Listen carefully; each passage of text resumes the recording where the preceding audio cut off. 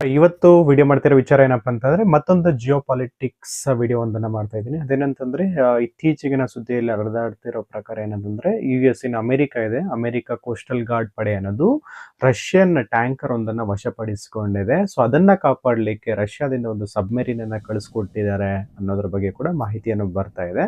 ಏನಕ್ಕೆ ಆ ಥರ ಶಿಪ್ ಅನ್ನ ಸೀಸ್ ಮಾಡ್ಕೊಂಡಿದ್ದಾರೆ, ಅನ್ನೋ ಸಬ್ಮೆರಿನ್ ಅನ್ನು ಏನಕ್ಕೆ ಕಳಿಸ್ಕೊಡ್ತಿದ್ದಾರೆ, ಈ ಟೆನ್ಷನ್ಸ್ ಮತ್ತೆ ಥರ್ಡ್ ವರ್ಲ್ಡ್ ವಾರ್ಗೆ ಏನಾದರೂ ಎಸ್ಕಲೇಷನ್ಸ್ ಆಗುತ್ತಾ, ಅದಾದ್ಮೇಲೆ ಮತ್ತೊಂದು ಸೆಕೆಂಡ್ ಸೋಫಿಯಾ ಅನ್ನೋ ಶಿಪ್ ಅನ್ನ ಕೂಡ ವಶಪಡಿಸಿಕೊಂಡಿದ್ದಾರೆ ಅಂತ ಕೂಡ ಈ ಮಾಹಿತಿ ಬರ್ತಾ ಇದೆ. ಅದಾದ್ಮೇಲೆ ರೀಸೆಂಟ್ ಆಗಿ ಇಂಡಿಯಾ ಮೇಲೆ ಅಪ್ ಟು 500 ಅಷ್ಟು ಟ್ಯಾರಿಫ್ ಅನ್ನ ವಿಧಿಸ್ತೀವಿ ರಷ್ಯನ್ ಆಯಿಲ್ಸ್ ಅನ್ನು ತಗೊಂಡ್ರೆ ಅಂತ ಮತ್ತೆ ಟ್ರಂಪ್ ಬೆದರಿಕೆ ಮಾಡ್ತಾ ಇದ್ದಾರೆ. ಇದೆಲ್ಲದರ ಮಾಹಿತಿಯನ್ನ ಈ ವಿಡಿಯೋದಲ್ಲಿ ತಿಳಿಸೋ ಪ್ರಯತ್ನ ಮಾಡ್ತೀನಿ. ಈ ವಿಡಿಯೋನ ಕೊನೆ ತನಕ ನೋಡಿ ಅಂತ ರಿಕ್ವೆಸ್ಟ್ ಮಾಡ್ಕೊಳ್ತಾ ಬನ್ನಿ ವಿಡಿಯೋನ ಸ್ಟಾರ್ಟ್ ಮಾಡೋಣ. ನಾರ್ತ್ ಅಟ್ಲಾಂಟಿಕ್ ಸಮುದ್ರದಲ್ಲಿ ಅಮೆರಿಕನ್ ಕೋಸ್ಟಲ್ ಗಾರ್ಡ್ ಪಡೆ ಅನ್ನೋದು ಒಂದು ಸಿನಿಮಾ ರೀತಿಯಲ್ಲಿ ಒಂದು ಟ್ಯಾಂಕರ್ ಅನ್ನ ಚೇಸ್ ಮಾಡ್ಕೊಂಡು ಹೋಗಿ ಅದನ್ನ ಶೀಸ್ ಮಾಡಿರ್ತಾರೆ. ಆ ಟ್ಯಾಂಕರ್ ಅನ್ನೋದು ಬಂದ್ಬಿಟ್ಟು ಅಮೆರಿಕ ಏನು ಸೀಸ್ ಮಾಡಿರತ್ತಲ್ಲ, ಅದು ರಷ್ಯಾ ಫ್ಲಾಗ್ಡ್ ಇರತಕ್ಕಂಥ ಟ್ಯಾಂಕರ್ ಆಗಿರುತ್ತೆ. ಆ ಶಿಪ್ ಅನ್ನೋದು ರಷ್ಯಾದಾಗಿರುತ್ತೆ. ಅಂದ್ರೆ ಯಾವುದೇ ಒಂದು ಸಬ್ಮೆರಿನ್ ಯಾವುದೇ ಒಂದು ಶಿಪ್ ಅನ್ನೋದು ಸಮುದ್ರದಲ್ಲಿ ಹಾರಾಡ್ತಾ ಇದೆ ಅಂದ್ರೆ ಅದಕ್ಕೆ ಓನ್ ಐಡೆಂಟಿಟಿ ಇರುತ್ತೆ. ಅದಕ್ಕಂತ ಒಂದು ಆ ದೇಶದ ಫ್ಲಾಗ್ ಅನ್ನೋದು ಅದ್ರ ಮೇಲೆ ಹಾರಿಸಿರ್ತಾರೆ. ಅದಾದ ರಷ್ಯಾ ಫ್ಲಾಗ್ ಇರ್ತಕ್ಕಂಥ ಒಂದು ಶಿಪ್ ಅನ್ನ ಅಮೆರಿಕ ಕೋಸ್ಟಲ್ ಗಾರ್ಡ್ ಪಡೆ ಅನ್ನೋದು ಹೋಗಿ ಸೀಸ್ ಮಾಡಿದೆ. ಸೊ ಇದನ್ನ ಮತ್ತೆ ಕಾಪಾಡ್ಲಿಕ್ಕೆ ಅಂತ ಹೇಳ್ಬಿಟ್ಟು ಅಮೆರಿಕ ಅವರು ಸಬ್ಮೆರಿನ್ ಅನ್ನ ಕಳಿಸ್ಕೊಟ್ಟಿದ್ದಾರೆ. ಇದು ಎಷ್ಟು ಗ್ಲೋಬಲಿ ಎಷ್ಟು ಟೆನ್ಷನ್ ಅಂತಂದ್ರೆ ಇದು ಮತ್ತೇನಾದ್ರೂ ಥರ್ಡ್ ವರ್ಲ್ಡ್ ವಾರ್ಗೆ ಇದು ಕಾರಣ ಆಗುತ್ತಾ ಅನ್ನೋಷ್ಟು ಟೆನ್ಷನ್ಸ್ ಅನ್ನ ಸೊ ಇದು ಉಂಟು ಮಾಡ್ತಾ ಇದೆ. ಇನ್ನು ಡೀಟೇಲ್ಸ್ ಅನ್ನ ನೋಡೋದಾದ್ರೆ ಈ ವರದಿ ಇನ್ನು ಡೀಟೇಲ್ ಆಗಿ ನೋಡೋದಾದ್ರೆ ಸೊ ಇಲ್ಲಿ ಬಂದ್ಬಿಟ್ಟು ಅಮೆರಿಕ ಏನ್ ಹೇಳ್ತಾ ಇದೆ ಅಂತಂದ್ರೆ ನಮ್ಗೆ ಗೊತ್ತಿರೋ ಪ್ರಕಾರ ಅಮೆರಿಕ ಅನ್ನೋದು ವೆನಿಜುವೆಲಾ ಮೇಲೆ ಕೂಡ ಸ್ಯಾಂಕ್ಷನ್ಸ್ ಅನ್ನ ಹಾಕಿದೆ, ರಷ್ಯಾ ಮೇಲೆ ಹಾಕಿದೆ, ಇರಾನ್ ಮೇಲೆ ಕೂಡ ಸ್ಯಾಂಕ್ಷನ್ಸ್ ಅನ್ನ ವಿಧಿಸಿದೆ. ಅದಲ್ಲೇ ಆ ಸ್ಯಾಂಕ್ಷನ್ಸ್ ಅನ್ನ ಮೀರಿ ಏನ್ ಟ್ಯಾಂಕರ್ ಇದೆ ಈ ವೆನಿಜುವೆಲಾದಿಂದ ಈ ಆಯಿಲ್ ಅನ್ನ ಫಿಲ್ ಮಾಡ್ಕೊಂಡು ಹೋಗ್ತಾ ಇದೆ, ಈ ಸ್ಯಾಂಕ್ಷನ್ ಅನ್ನ ಅತಿಕ್ರಮಣ ಮಾಡಿದೆ ಅಂತ ಹೇಳ್ಬಿಟ್ಟು ಅದನ್ನ ನಾವು ಸೀಸ್ ಮಾಡ್ತಾ ಇದೀವಿ ಅಂತ ಒಂದು ರೀಸನ್ ಕೊಡ್ತಾ ಇದಾರೆ. ಮತ್ತೊಂದು ರೀಸನ್ ಏನಂತಂದ್ರೆ ಈ ಒಂದು ಟ್ಯಾಂಕರ್ ಅನ್ನ ಅವರು ಡಿಸೆಂಬರ್ ಇಂದ ಕೂಡ ಅಬ್ಸರ್ವ್ ಮಾಡ್ತಾ ಬರ್ತಾರೆ. ಒಂದ್ಸಲ ಡಿಸೆಂಬರ್ ಅಲ್ಲೂ ಕೂಡ ಇದನ್ನ ಅವರು ಸೀಸ್ ಮಾಡ್ಲಿಕ್ಕೆ ಟ್ರೈ ಮಾಡಿದ್ರೆ ಅವಾಗ ಒಂದ್ಸಲ ತಪ್ಪಿಸ್ಕೊಂಡು ಹೋಗಿದೆ. ಅದಾದ್ಮೇಲೆ ಅದೇ ಒಂದು ಟ್ಯಾಂಕರ್ ಅನ್ನೋದು ಬಂದ್ಬಿಟ್ಟು ಈಗ ನೇಮ್ ಚೇಂಜ್ ಮಾಡ್ಕೊಂಡು ಸೊ ಬಿಫೋರ್ ಅದು ಬೆಲ್ಲಾ 1 ಅಂತ ಅದನ್ನ ಕರಿತಾ ಇದ್ರು, ಈಗ ಅದನ್ನೇ ನೇಮ್ ಚೇಂಜ್ ಮಾಡ್ಕೊಂಡು ಸೊ ಮರೀನಿಯರಾ ಅಂತ ಹೇಳ್ಬಿಟ್ಟು ಈಗ ರಷ್ಯಾ ಫ್ಲಾಗ್ ಅನ್ನ ಹಾಕೊಂಡು ಬಂದಿದ್ದಾರೆ ಅಂತ ಕೂಡ ಅವರು ಆರೋಪವನ್ನ ಮಾಡ್ತಾ ಇದ್ದಾರೆ. ಸೊ ಇದನ್ನ ಪ್ರತಿಷ್ಠೆಯಾಗಿ ತಗೊಂಡಿರ್ತಕ್ಕಂಥ ರಷ್ಯಾ ಏನ್ ಮಾಡ್ತಾ ಇದೆ, ಸೊ ಅವರು ಈಗ ಇಂಟರ್ನ್ಯಾಷನಲ್ ಲಾ ಯಾವ ತರ ಇರುತ್ತೆ ಅಂತಂದ್ರೆ ಒಂದು ಕೋಸ್ಟಲ್ ಏನು ಇಂಟರ್ನ್ಯಾಷನಲ್ ಬಾರ್ಡರ್ ಅಲ್ಲಿ ಸೊ ಯಾವುದೇ ಒಂದು ಫ್ಲಾಗ್ ಹಾಕೊಂಡು ಓಡಾಡ್ತಾ ಇರತಕ್ಕಂಥ ಒಂದು ಶಿಪ್ ಅನ್ನ ಒಂದು ಬೇರೆ ದೇಶ ಹೋಗಿ ಸೀಸ್ ಮಾಡೋ ಹಾಗಿಲ್ಲ. ಆ ತರ ಏನಾದ್ರು ಸೀಸ್ ಮಾಡಿದೆ ಅಂತಂದ್ರೆ ಅದು ಒಂದು ವಾರ್ಗೆ ಎಸ್ಕಲೇಷನ್ ಇದ್ದಂಗೆ. ಸೊ ಆ ರೀತಿ ಒಂದು ಪ್ರತಿಷ್ಠೆಯಾಗಿ ತಗೊಂಡಿರ್ತಕ್ಕಂಥ ರಷ್ಯಾ ಏನಾಗಿದೆ ಸೊ ಅದನ್ನ ಕಾಪಾಡ್ಲಿಕ್ಕೆ ಅಂತ ಹೇಳ್ಬಿಟ್ಟು ನ್ಯೂಕ್ಲಿಯರ್ ಸಬ್ಮೆರಿನ್ ಅನ್ನ ಕೂಡ ಕಳಿಸ್ಕೊಟ್ಟಿದೆ ಅನ್ನೋ ವಾರ್ತೆಗಳು ಕೂಡ ಇತ್ತೀಚೆಗೆ ಬರ್ತಾ ಇದೆ.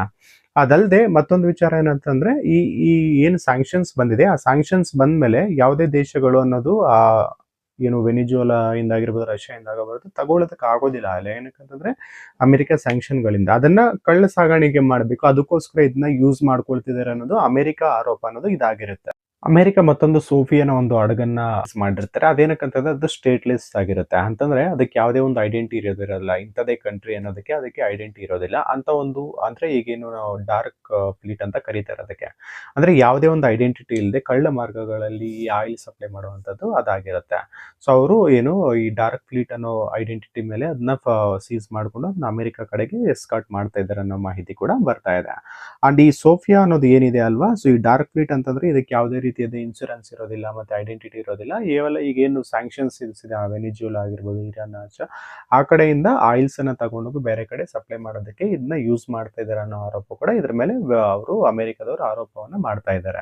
ರೀಸೆಂಟ್ ಆಗಿ ಏನು 25% 50% ಇದೆಲ್ಲ ಟ್ಯಾಕ್ಸ್ ಅನ್ನ ಇನ್ಕ್ರೀಸ್ ಮಾಡ್ಕೊಳ್ತಾ ಬರ್ತಾ ಇರ್ತಕ್ಕಂಥ ಅಮೆರಿಕ ಈಗ ರೀಸೆಂಟ್ ಆಗಿ ಸೊ ಅಪ್ ಟು 500% ತನಕ ಟ್ಯಾರಿಫ್ ಅನ್ನ ಹಾಕ್ತೀವಿ ಅಂತ ಹೇಳ್ಬಿಟ್ಟು ಸೊ ಮತ್ತೆ ಭಾರತಕ್ಕೆ ಬೆದರಿಸ್ತಾ ಇದೆ. ಯಾರೆಲ್ಲ ಏನು ಅಮೆರಿಕ ಏನ್ ಹೇಳ್ತಿದೆ ಅಂತಂದ್ರೆ ರಷ್ಯಾ ಮಾಸ್ಕೋಯಿಂದ ಯಾರೆಲ್ಲ ಚೀಪ್ ರೇಟೆಡ್ ಆಯಿಲ್ಗಳನ್ನ ರಷ್ಯಾದಿಂದ ಪರ್ಚೇಸ್ ಮಾಡ್ತಾ ಇದ್ರು, ರಷ್ಯಾ ಮತ್ತೆ ಉಕ್ರೇನ್ ವಾರ್ಗೆ ಏನು ಫಂಡಿಂಗ್ ಮಾಡ್ತಾ ಇದ್ದಾರೋ ಸೊ ಆ ಕಂಟ್ರಿಗಳಿಗೆ ಅಪ್ ಟು 500% ಅಷ್ಟು ಟ್ಯಾರಿಫ್ ಅನ್ನ ವಿಧಿಸ್ತೀವಿ ಅಂತ ಹೇಳ್ಬಿಟ್ಟು ಸೊ ಮತ್ತೆ ಬೆದರಿಕೆಯನ್ನ ಟ್ರಂಪ್ ಅವ್ರು ಆಗ್ತಾ ಇದ್ದಾರೆ ಅಂತಾನೆ ಹೇಳ್ಬೋದು. ಅಂಡ್ ಮತ್ತೊಂದು ವಿಚಾರ ಏನಂದ್ರೆ ಮೋದಿ ಅವರು ಸರ್ ಪ್ಲೀಸ್ ಅಂತ ಕೇಳ್ಕೋತಾರೆ ಅಂತ ಇಮಿಟೇಟ್ ಕೂಡ ಮಾಡ್ತಾ ಇದ್ದಾರೆ.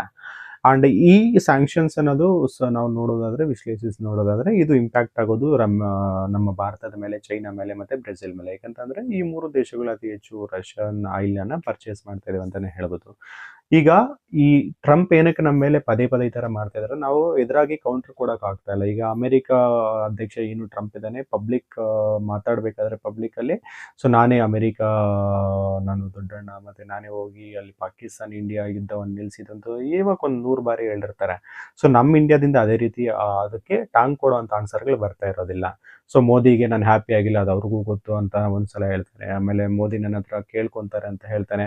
ಸೊ ಯಾವ ತರ ನಮ್ಮ ಮೇಲೆ ಈ ತರ ಟಾರ್ಗೆಟೆಡ್ ಸ್ಟೇಟ್ಮೆಂಟ್ಗಳು ಬರ್ತಾವೋ ಅದಕ್ಕೆ ಆಪೋಸಿಟ್ ಆಗಿ ನಾವು ಮಾತಾಡಿಲ್ಲ ಅಂತಂದ್ರೆ ಇದೇ ರೀತಿ ಬರ್ತದೆ. ಈ ತರ ಈ ತರ ಸ್ಟೇಟ್ಮೆಂಟ್ಗಳು ಬೇರೆ ಕಂಟ್ರಿ ಮೇಲೆ ಕೊಡಬೇಕಾದ್ರೆ, ಈಗ ಫಾರ್ ಎಕ್ಸಾಂಪಲ್ ಈ ಚೈನಾ ಮೇಲೆ ಏನಾದ್ರು ಒಂದು ಜಿನ್ಪಿಂಗ್ ಮೇಲೆ ಕೌಂಟರ್ ಕೊಟ್ಟಿದ್ರೆ ಅವ್ರು ಅದೇ ರೀತಿ ಮತ್ತೆ ಕೌಂಟರ್ ಅಟ್ಯಾಕ್ ಅನ್ನ ಅವ್ರು ಕೊಡ್ತಾರೆ. ಬಟ್ ಭಾರತದಿಂದ ಅದು ಆಗ್ತಾ ಇಲ್ಲ ಅಂತ ನನ್ನ ಅಭಿಪ್ರಾಯ. ಅದೇ ವೆನಿಜುವೆಲಾ ಮೇಲೆ ಅಷ್ಟೇ, ನಾವು ಹೇಳ್ದಂಗೆ ಅಲ್ಲಿರ್ತಕ್ಕಂಥ ಅಧಿಕಾರಿಗಳನ್ನ ಕೇಳ್ತಾ ಇದಾರ, ನಾವು ಅಧ್ಯಕ್ಷರನ್ನು ಕ್ಯಾಪ್ಚರ್ ಮಾಡಿದ್ಮೇಲೆ ಅಂತಂದ್ರೆ ಅಲ್ಲಿಗೆ ಏನು ಹಂಗಾಮಿಯಾಗಿ ಅಧ್ಯಕ್ಷರಾಗಿದ್ದಾರೆ ಅವ್ರು ಹೇಳ್ತಾರೆ ನಾವು ಯಾವುದೇ ಎಕ್ಸ್ಟರ್ನಲ್ ಪ್ರೆಷರ್ಗೆ ಬಗ್ಗಿಲ್ಲ ಅಂತ ಹೇಳ್ಬಿಟ್ಟು. ಮತ್ತೆ ಕೊಲಂಬಿಯಾದ ಅಧ್ಯಕ್ಷ ಕೂಡ ಹೇಳ್ತಾರೆ ನಾವು ಯಾರಿಗೂ ಅಷ್ಟೊಂದು ಈಸಿಯಾಗಿ ಸರೆಂಡರ್ ಆಗೋದಿಲ್ಲ, ಕೊನೆ ಉಸಿರಿರೋ ತನಕ ನಾವು ಹೋರಾಡ್ತೀವಿ, ಬೇಕಾದ್ರೆ ನಾವೇ ಕಣ್ಣು ಕೈಗೆ ಎತ್ಕೊಳ್ತೀವಿ. ಈ ತರ ಅವ್ರಿಗೆ ಯಾರು ಎದುರದೆ ಕೌಂಟರ್ ಅಟ್ಯಾಕ್ ಮಾಡೋ ತನಕ ಈ ರೀತಿಯಾದ ಸ್ಟೇಟ್ಮೆಂಟ್ಗಳನ್ನು ಟ್ರಂಪ್ ಅನ್ನೋದು ಬಿಡೋದಿಲ್ಲ ಅಂತ ನನಗನ್ಸುತ್ತೆ. ಯಾವಾಗ ಈ ಪಬ್ಲಿಕ್ ಡೊಮೈನ್ಗಳಲ್ಲಿ ಮಾತಾಡ್ಬೇಕಾದ್ರೆ ಅಮೆರಿಕ, ನಾನು ಅಧ್ಯಕ್ಷ, ನಾನು ಹೋಗಿ ಅಲ್ಲಿ ಏನ್ ಇಂಡಿಯಾ ಪಾಕಿಸ್ತಾನ ಯುದ್ಧ ನಿಲ್ಲಿಸಿ ಅಂತ ಪದೇ ಪದೇ ಹೇಳ್ಬೇಕಾದ್ರೆ, ಸೊ ನಮ್ಮ ಕಡೆಯಿಂದ ಕೂಡ ಏನ್ Modi I am not happy, is good friend ಅಂತ ಏನು ಹೇಳಿ ಮತ್ತೆ ನಮ್ಮ ಮನೇನ ಕಾಲು ಎಳೆಯೋ ಕೆಲಸ ಏನ್ ಮಾಡ್ತಾನೆ, ಅವಾಗ ನಾವು ಪಬ್ಲಿಕ್ ಅಲ್ಲಿ ನಿಂತ್ಕೊಂಡು ಡೈರೆಕ್ಟ್ ಆಗಿ ಹೇಳ್ಬೇಕು. ಸೊ ಟ್ರಂಪ್ ಕೂಡ ಏನು ಅವ್ರ ಹಸ್ತಕ್ಷೇಪ ಇರಲಿಲ್ಲ, ಏನು ಪಾಕಿಸ್ತಾನ ಬೇಡ್ಕೊಂಡಿರೋದಕ್ಕೆ ನಾವು ಯುದ್ಧವನ್ನ ನಿಲ್ಸಿರೋದು ಅಂತ ಮೋದಿ ಅವರು ಹೇಳ್ಬೇಕಂತ ನಾನು ವೈಯಕ್ತಿಕವಾಗಿ ಅನ್ಸುತ್ತೆ. ಎಲ್ಲಿ ತನಕ ನಾವು ಸೈಲೆಂಟ್ ಆಗಿರ್ತೇವೆ, ಅವ್ರು ಏನ್ ಹೇಳ್ತಾರೆ ಅವ್ರು ಹೇಳ್ಕೊಂಡು ಹೋಗ್ಲಿ ಅಂತ ಸುಮ್ಮನೆ ಇರ್ತವೋ ಅಲ್ಲಿ ತನಕ ಈ ರೀತಿಯಾದ ಸ್ಟೇಟ್ಮೆಂಟ್ಗಳು ಬರ್ತಾನೆ ಇರ್ತವೆ. ಮತ್ತೆ ಈ ರೀತಿಯಾದ ಏನು ಟ್ರಾರಿಫ್ ಜಾಸ್ತಿ ಮಾಡ್ತೀವಿ ಅನ್ನೋ ಬೆದರಿಕೆಗಳು ಕೂಡ ಬರ್ತಾನೆ ಇರ್ತಾವೆ ಅಂತ ಹೇಳ್ಬೋದು. ಇದಿಷ್ಟು ಇವತ್ತಿನ ಮಾಹಿತಿ ಆಗಿತ್ತು. ಈ ಕಂಟೆಂಟ್ ನಿಮ್ಗೆ ಏನಾದರೂ ಇಷ್ಟ ಆಗಿದ್ರೆ ಒಂದೇ ಒಂದು ಲೈಕ್ ಮಾಡಿ, ನಿಮ್ಮ ಸ್ನೇಹಿತರಿಗೆ ಶೇರ್ ಮಾಡಿ. ಇಂತಹ ಮತ್ತಷ್ಟು ಇಂಟ್ರೆಸ್ಟಿಂಗ್ ವಿಚಾರಗಳಿಗೋಸ್ಕರ ಕ್ರಿಯೇಟಿವ್ ಕೋದಂಡ ಚಾನಲ್ಗೆ ಸಬ್ಸ್ಕ್ರೈಬ್ ಮಾಡ್ಕೊಳ್ಳಿ. ಧನ್ಯವಾದಗಳು ಸ್ನೇಹಿತರೆ.